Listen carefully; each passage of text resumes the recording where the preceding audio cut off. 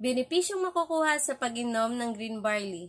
Ang pag-inom po ng barley o cebada ayon po sa medisina ay nakatutulong sa pagpapababa ng antas ng sugar level at cholesterol sa mga taong may mataas na antas nito sa kanilang katawan.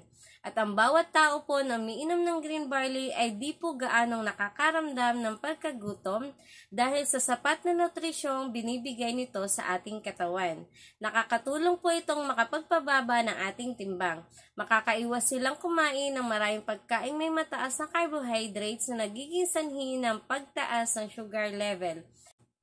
Ayon po kay Dr. Shihide Hagiwara, isang medical doctor, isang dalubhasang doktor sa Japan at may akda ng librong Green Barley Essence, ang barley po ay nakatutulong upang mapabilis ang paggaling ng ulcer at mga sakit sa balat. Ang barley ay nakapag-aayos at nakapagpo-produce ng bagong cells na nakapagpapalakas ng ating immune system upang makaiwas sa iba't ibang uri ng sakit.